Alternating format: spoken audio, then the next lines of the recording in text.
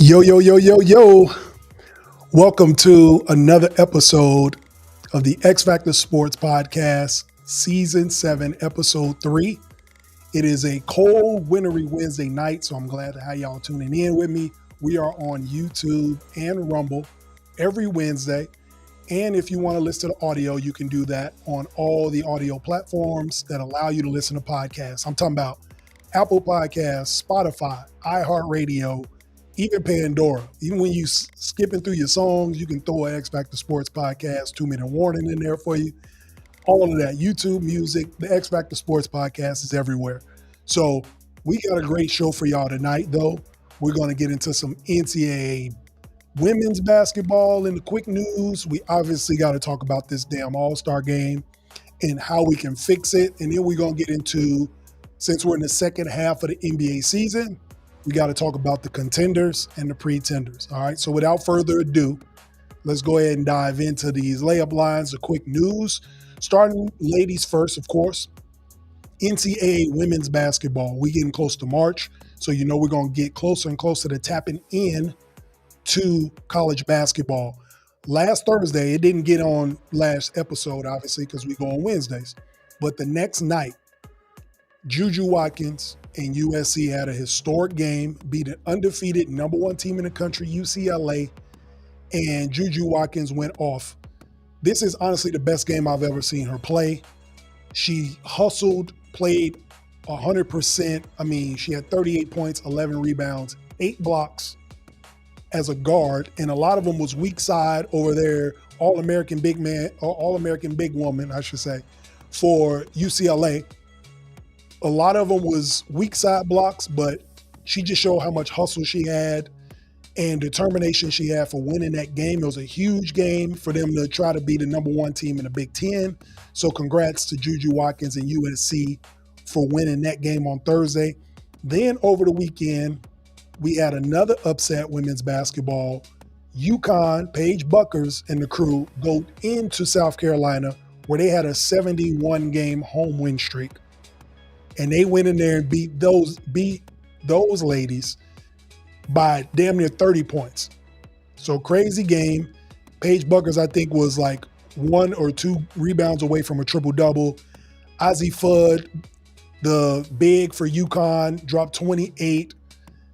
UConn's defense and rebounding was the key, though. If you watch that game, or even if you look at the box score, you can see that defense and rebounding was the reason they won that game. They out-rebounded South Carolina, held them to 3 for 17 or 3 from three-point line. I think they shot like 17%. So shout out to UConn women's basketball going on the road, beating the defending national champs. Big win for them. Now, I know we don't talk about this a lot. We don't have a big audience for NHL, but we got to talk about the Four Nations Faceoff, right? If you haven't been paying attention, what the NHL is doing is pretty cool. They got what's called a Four Nations Faceoff. It's US, Canada, Finland, and Sweden, and they do like a round robin tournament. And those games have been crazy all weekend. USA, Canada, that match went crazy. It was literally 3 fights in the first 10 seconds of that match. Obviously, there's some beef, Canadians and US, the political ties that are intertwined into that game. But that matchup was like a Stanley Cup final, and USA won 3-1. They've won 2 of their round robin games, so they automatically got the bid for tomorrow's final. They get a rematch against Canada. I think that's going to be a great game tomorrow night, great match. So even if you're not into hockey, check it out anyway, because just the implications, USA, Canada, they always play each other hard. And I think it's a great thing for NHL, breaking it up. Four Nations face off. It was pretty cool. Maybe next year they'll do 4 different nations, but there's a lot of action going on last weekend in the hockey world. So it was cool to see that. Then we had the NBA. So last week, we had some predictions on who we thought would win all these challenges in the All-Star game. We missed on all of them except the OGs winning the All-Star game itself. So congrats to Mac McClung winning his 3rd straight dunk contest championship. Somebody got a 3-peat out of it. So We was happy to see Matt McClung do it, saving these dunk contests. I wish NBA players, superstars like it was back when I was growing up would actually participate. The Ja Morants, the Zion Williamsons, I wish they would get in a dunk contest. Faces and household names, but nonetheless, Matt McClung keep coming and saving the day, jumping over everything. Won his third dunk contest. Tyler Hero beat Buddy Hield in the championship. We actually picked Buddy Hield to win it since it was in Golden State. But congrats to Tyler Hero winning the three-point contest. Then Team Cavs won the skills challenge. Evan Mobley, Donovan Mitchell, and Wemby and CP3 got disqualified for trying to bend the rules in the skills challenge, which doesn't surprise me. CP3 trying to bend some rules or do something dirty. Not surprised by that, but feel bad for Wemby. Wish he would have had a chance to win that skills challenge. We did pick them. And then, like we said, Team OGs won the All-Star game. We're going to get to that in a minute about how we feel about the All-Star game, if it was broken, who's to blame for it, whatever. All right. Then the last thing on the quick news, NFL. So there's always going to be NFL news to talk about. Two important things I think we need to touch on: Travis Kelce, Aaron Rodgers. Travis Kelce has hinted at retirement. When you let those words creep into your psyche, it's really hard. I know he is juggling with a lot of different things. We've talked about this on a couple other episodes. Is this the last we've seen of Kelce? He's got a lot going on outside of football. Will he be able to muster up enough energy to get through a grind of another NFL season, try to come back and win a championship? I don't know. I think he still has some left in the tank. So I wouldn't be surprised if he came back for one more season, probably announces that this is his last year, something like that. We'll see how it goes. He's no stranger to attention. I mean, this dude did a reality TV show, so I wouldn't be surprised for Travis Kelce to announce this is his last year so he can, get all the flowers he deserves. On the Aaron Rodgers side, I've been telling y'all this for over a year now. This dude is done. And it's funny because the way you treat people always seems to come back around. Now, because of his ego, it's going to be hard for him to find a home to play football at. And sometimes you retire from the game and sometimes the game retires you. And it's looking like we're about to see two of those situations next season. Travis Kelce is going to probably retire from the game, and the game might retire Aaron Rodgers just because of the way he's treated people over the years, teammates, the lack of leadership, just kind of the me mentality. Now he's looking for a team to play for, and I don't know who will pick him up, honestly. So we'll see how that goes. But he might be forced to retire. All right, so that's what we got with the quick news. So now let's go ahead and dive in, pivot to what this episode is all about. So who are we blaming for the All-Star game? Did y'all watch the All-Star game over the weekend? First of all, I always watch the All-Star game. Obviously, I'm a basketball player. I've been watching it my entire life. So I was thoroughly disappointed in what I saw this weekend. The All-Star game has just become a joke. Let's call it what it is. And it's the players' fault. So if you did watch it on TV, you heard Draymond get mad saying, these young guys are playing in this All-Star game and they don't even deserve to be in it, the rising stars. This is silly. Well, it's y'all fault. It is this generation's fault why the NBA All-Star game is so bad. It's a bad TV product. It's gimmicky as hell, and it's become a joke. So everything has had to change because of y'all efforts. I remember back in 2001 when probably the best All-Star game ever, at least in my lifetime. This was the All-Star game where Allen Iverson, Stephon Marbury, and the East took over the second half and had a great comeback against Kobe, Tim Duncan, KG, all these monsters in the Western Conference. They came all the way back, made the game exciting. It was competitive. Nobody was worried about getting hurt. They were playing for pride. It was a fun game. It was the best players in the world competing, and they made the game fun. Still had all the highlights, and it was exciting TV. And this generation of NBA players have moved away from that. And I don't know why, but it starts at the top. So you have to blame the faces of the league. You have to blame the LeBrons, the Stephs, the KDs. You have to blame these guys. They are the faces of the league. And the state of the NBA right now, these all-star games are a joke.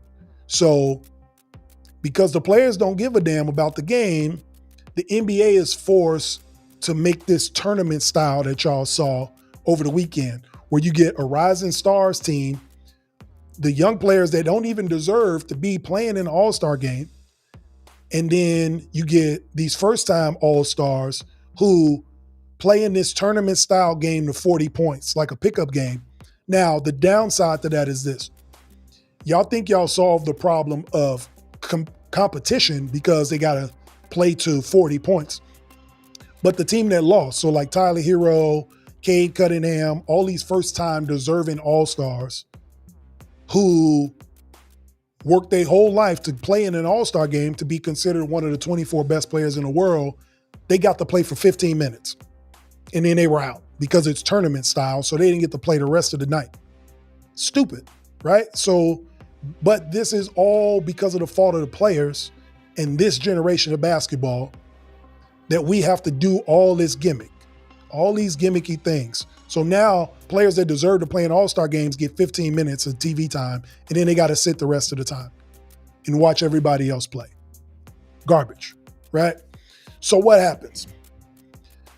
Those 15 minutes that you get of Tyler Hero, Cade Cunningham, these first-time great players, they got to sit and watch the rest of these teams play. LeBron waits till the last minute, literally hours before the All-Star game, to announce, I'm not playing an All-Star game. So now Adam Silver doesn't have time to go get an alternate, maybe a Devin Booker, maybe Norman Powell from the Clippers, some other players that may have been on the cusp, maybe snubbed, could have got an opportunity to play in an All-Star game. But because LeBron waited 2 hours or whatever before tip-off to announce he wasn't playing, we don't get an alternate. But that doesn't surprise me. That's the type of guy he is. He does selfish things like that, make it about himself. He knew he wasn't going to play. So he could have been said he wasn't going to and could have allowed them to play. Anthony Davis did it, right? So Giannis did it. And he always seems to find a way to make something about him, which rubs me the wrong way. So that you had that going on. Then, with all the other gimmicks that's going on, Kevin Hart. This dude gets less and less funnier the older he gets. All right, to me, it's getting to a point where it's annoying. We don't need you at the All-Star game. You don't play basketball, right? You're the smallest guy in the gym, so everybody's just towering over you. Like, that's the joke in itself. So with that, you get Kevin Hart trying to be funny, interrupting everybody that's a part of basketball, and it just took away from basketball itself. So remember, what I always tell y'all, owners always tell us how they feel about players by their actions. So here's some stats from the All-Star game. The intro took 30 minutes. The pregame conversation, the build up to the game, took another 10 minutes. Then in between these tournament games, Mr. Beast did a promotion for $100,000, half-court shot. Congrats to the kid that won the $100,000. That took an extra 5 minutes. What's some other stats we got? Okay, the performers. We always get performers in the host city, so shout out to the Bay Area, E40, Too Short, everybody that performed. That added another 6 minutes to the actual All-Star game. Then they did an impromptu inside the NBA tribute that Kevin Hart was a part of, made everybody uncomfortable. Like, he's bringing out signed jerseys and frames, and he's telling Shaq and Kenny and all them, here, grab your gifts, hold all this stuff while I continue to talk and try to tell jokes. That took another 9 minutes. Then you got to analyze the game. That adds up to about another 22 minutes of NBA All-Star game time. Then you got to add commercials and ads. That added another 80 minutes. Do you notice with all of that stuff I just said, I said nothing about the basketball game itself, right? The actual basketball being played was only like 40 minutes. 40 to 42 minutes of basketball because the owners have to worry about marketing the game of basketball as opposed to letting the players play because of how bad they've messed the All-Star game up. We got to deal with all this gimmicky stuff to save the dollars for the NBA. So the first time All-Stars get 15 minutes on the court, and then they got eliminated by the global stars, and then the rising stars play in this game. So yes, Draymond, you are right, but you're halfway right. You know, you talked about how the NBA needs to do better with this All-Star game, but y'all are the reason the game is the way it is because y'all don't take it serious. Ain't nobody saying go out and dive for loose balls, hurt yourself to play. You're professional basketball players. I'm pretty sure y'all know how to go out and play basketball and not hurt each other, right? So it's been happening since the 60s, since the Bill Russell days. They've been able to go out and play in an All-Star game and make it competitive and fun, East versus West, none of the gimmicks, and go out and compete. And it starts at the face of the leagues. When Kobe and Tim Duncan in the early 2000s, the Vince Carters, when they were the face of the league, the All-Star games was good because they wanted to compete against each other. The Tracy McGrady's, the Iversons, they wanted to compete. And now, for some reason, this generation of basketball doesn't want to compete against each other, and that's why we get 100 minutes of BS and 40 minutes of basketball at an NBA All-Star game. It's a terrible TV product, and it's a joke because of the NBA players themselves. Self-inflicted. So, there is a silver lining to this though, right? There is a way to fix this. You know, unlike Sunday where you lose all the history of All-Star Weekend, you can't even keep track of, you know, scoring records anymore or minutes played or any of that stuff because these little individual 40-point games only lasted 10 minutes. So Steph won MVP, and in the last segment of the championship, he had 12 points. Come on, man. So it's a joke. But there is a silver lining. There is a way to fix this. And so this is what they should do. Next year, do the 12 best American NBA players, and that is USA, Team USA, and make it USA versus the world. You still do 24 players. You still have a voting system the same way, but you vote for the 12 best American-born players and the 12 best foreign players. And you make it competitive that way. USA versus the world.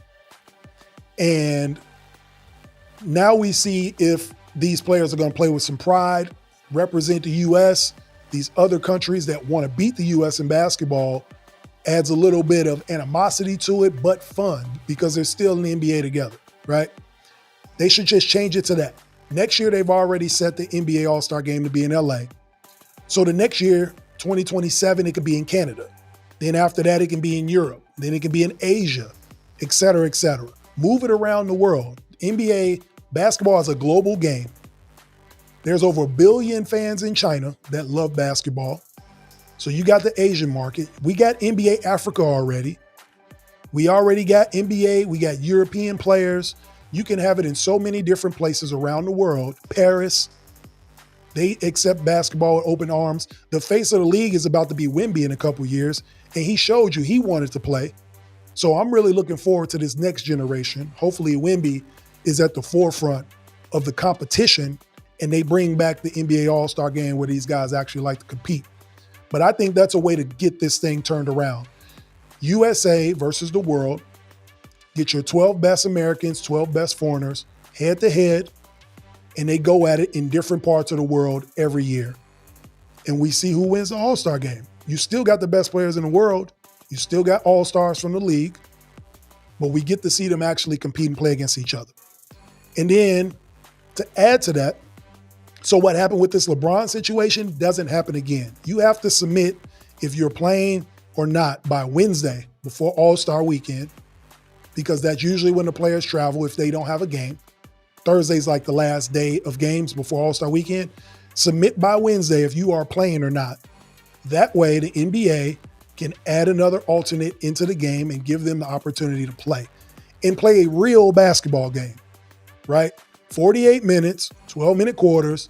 Get coaches, get the players involved, let these dudes compete, actually play. We don't need any of this gimmicky stuff. We don't need none of this total score, breaking it up into tournaments. We don't need none of that. That's a desperate attempt to try to make something happen, right? Basketball fans want to see basketball be played. We don't want to see Kevin Hart on the court every 5 minutes, right? We don't want to see YouTube sensations on the court every 5 minutes. We don't want to hear bad jokes. We want to see good basketball. So I think that's the first step, bringing it back. It's becoming a global game. Majority of the NBA is already global. So let's do the best global players against the USA. We invented the game. Let's see how good they are. And let's see if we can compete and make this game the way it used to be back when I was a kid growing up watching it. So y'all let me know what y'all think about that. Do you think that, A, who's to blame for the All-Star game? Do you think it's the players? Do you think it's the fans? Do you think it's the league office? And then B, do you like my suggestion of how to change it up, US versus world, and go to different parts of the world every year hosting an All-Star game? We host it in different cities. Let's do it all over the world. It's not like they ain't got the money to do it. So y'all let me know what y'all think. You can always comment here on YouTube or Rumble, and you can always comment on social media. Make sure you like, share, subscribe, and follow. All right? Okay. So that was a mouthful, but we're still going to pivot to this. We still got some more NBA to talk about. And since we're at the second half of the NBA season, we got about 30 games left in the season before we get to the playoffs. We have to talk about NBA contenders and pretenders. Now, what I deem as NBA contenders is like the top 4 teams in the NBA. I don't do this long list of 10 teams that I think can make it. Like realistically in the NBA, there's only like 7 or 8 teams that are really trying to win a championship every year anyway, right? So based on what I've seen so far, these first 50 so games, I'm going to get into the top 4 contenders and the top 4 pretenders, meaning fool's gold. They look good in the regular season, but I don't think they got enough to do anything in the playoffs.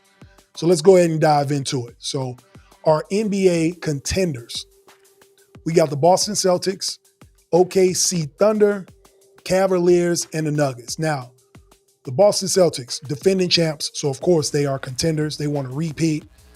They've won 8 out of their last 10 games, kind of righting the ship going into All-Star break.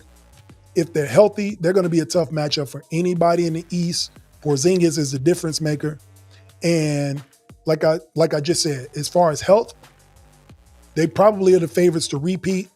I don't know if anybody else has the experience in the Eastern Conference to compete with them. Maybe Milwaukee, but I don't know. That team's been kind of far removed from the finals or deep playoff run. So I'm going with Boston as a contender. The Cleveland Cavaliers, we have in here the Oklahoma City Thunder as well. I'm going to go to the Oklahoma City Thunder. I'm going to try to alternate East and West. The OKC Thunder, Shai Gilgeous-Alexander, MVP, right? I think he's going to win it. Should have won it last year. They have the best offense, the best defense in basketball. They have to be contenders. They've been to the playoffs already. I think they take that next step. They make it to a conference final, maybe an NBA final. They get Chet back before the All-Star break. Now they got the size. They got the defense. They got the experience. They got an MVP candidate. They got the coach of the year. They have all the things they need to contend to make a run to the NBA Finals. And out the West, I don't think there's a better contender than the number 1 seed, OKC Thunder. Cleveland Cavaliers, I like this team. So with Kenny Atkinson as the head coach, it's a change from the coach from last season. I feel like they actually are contenders. I think they could take that next step. I don't think the Knicks are better than them. I don't see anybody else other than Boston that can contend. If they can stay at the 1 or the 2 seed and not have to see Boston till a conference final, I can see Cleveland making it to there. So I got them as a contender for sure in the East. And then the Denver Nuggets.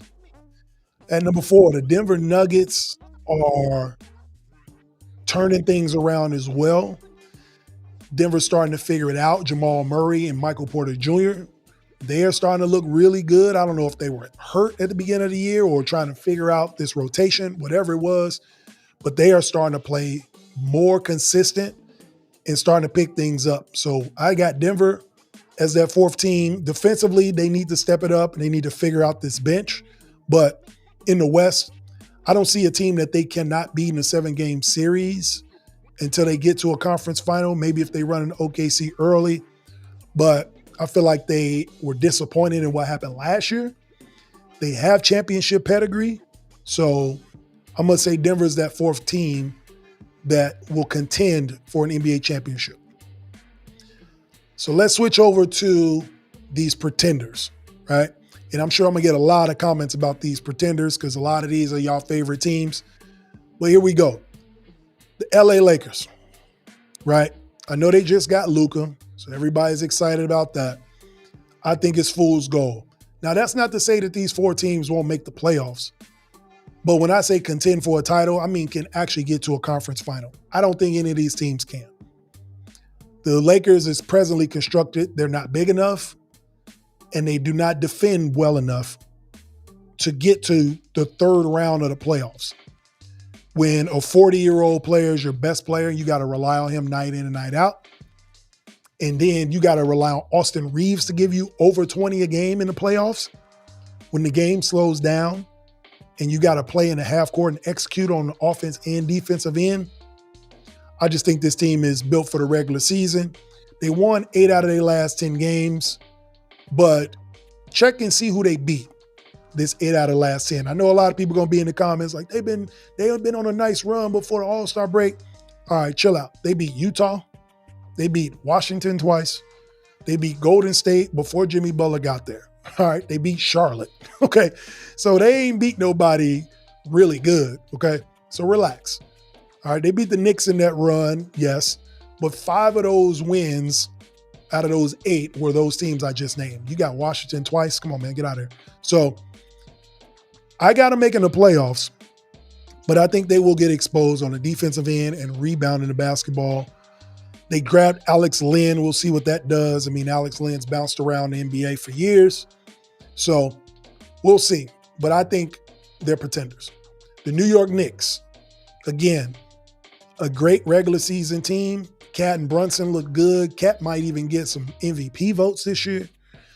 But when they get in a 7-game series, Tibbs likes to run his players into the ground. He's going to have a 6-man rotation. Josh Hart's going to play 48 out of 48 minutes. I just don't see I think they're going to run out of gas. Like I said, they'll make the playoffs, but I just don't see them as a championship level team yet, right? So for them to be contenders, they need to dominate in the playoffs. And when I mean dominate, I'm talking about Karl-Anthony Towns. None of this 18 points, 10 rebounds that you've been getting in the playoffs with Minnesota. I need 28 and 15. That's what dominating is in the playoffs. Brunson going to do his thing. Is Karl-Anthony Towns going to be able to give you the 28 and 15 they need to actually contend for a championship? Because if you run into Boston early in the first round or the second round, are you going to be able to bring that every single night to the Boston Celtics to compete? And I don't know if he can. Memphis Grizzlies, again, having a great year. Ja looks like he's getting back to his form. But again, I can't trust the Grizzlies in the playoffs, not to make a deep run. And this seems like it always happens to Memphis, right? It's always a great story. They always play well. They play hard. But when they get to the playoffs, they're just not good enough to get over that hump. I don't see how they will this year. Their team didn't get any better. So I don't have them doing anything. Which Ja Morant are we going to see, right? This team seems to thrive off of when Ja Morant's not there. Jaren Jackson Jr. is becoming a star, but I don't think they have enough to get past the second round of the playoffs, to be honest. So that's where I got them. And then the Houston Rockets. Young team, fun, exciting. Ime Udoka's got them playing well.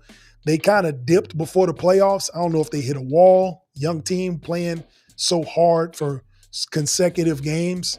They probably ran into a wall. They've lost 7 of their last 10. So Maybe this is a much needed break for them and they come back and make a push to get in the playoffs. But again, an exciting story, but I don't have this team going very far. They looked good in the beginning, but these teams are just pretenders, man. I don't think they're going to make it to a conference final. I don't think they're good enough to win a championship. So that's the way it looks there. Lakers, Knicks, Grizzlies, and Rockets pretending to be something they not. Y'all let me know what y'all think of that. If I got a team wrong, if I need to add a team that you feel like is a contender, or replace one of these pretenders with somebody else, Dallas Mavericks maybe, if you feel that way about them, whoever you think it is, be sure to let us know. You know you can always catch the X Factor Sports Podcast on YouTube and Rumble Wednesday nights, and you can always catch the audio on any platform that lets you listen to podcasts. The X Factor Sports Podcast is sitting right there waiting for you to listen. So be sure to like it and subscribe to it. Get it every week, all right? Before we get up out of here, we'll end it with the 2-minute warning. I want to thank y'all for tuning in tonight on this cold Wednesday. So we're going to end it with the power of having a go-to person, right? With all this sports talk, you got to talk about go-to guys and go-to people. Do you have a go-to person in your life? What I mean by that is somebody that you can confide into, somebody you can be the most comfortable around, the person you can be the most silly around, a judge-free zone, whether it's a person or a group of people, friends, family, whatever it is. Can you identify who that is? I think that just makes your life that much better. Miss D is in the background cheering it on because she knows that she's my go-to person, right? I know if I need anything, I can go to her. I know if I need to complain about anything or be mad about anything, whatever it is, from triumphs to failures, everything in between. I have a judge-free partner that has my back, and she has me for that too. So it's a beautiful thing to have. You feel comfortable in your own skin. You feel comfortable in your own space. So just think about that. Finding out if you have a group of people or a person or things to go to that give you peace, that make you feel complete, make you feel good. It's always something that's helped me out mentally. It always seems to help out other people that I've talked to that have that go-to person from a health standpoint. So be sure to look for that. All right. Take care of yourself. Find that go-to person or those go-to people in your life that make you feel good about being who you are. I appreciate y'all for tuning in tonight. X Factor Sports Podcast, Season 7, Episode 3. We got brand new gear. I've been telling y'all need to go ahead and check it out. We got some orders coming in, some hoodies. You might catch me in a brand new hoodie next episode. You can always click on the QR code at the bottom, or if you follow me on social media, you can DM, let me know your size, color. We got all of that going on for you. We can have those shipped to you in no time. Thank you for tuning in to X Factor Sports Podcast. Looking forward to chopping it up with y'all next week. We're going to get into NCAA basketball before March Madness. I'm going to give you my top 10 power rankings for the men's college basketball before the tournament. This is Jay Mondane of the X Factor Sports Podcast signing off. Peace.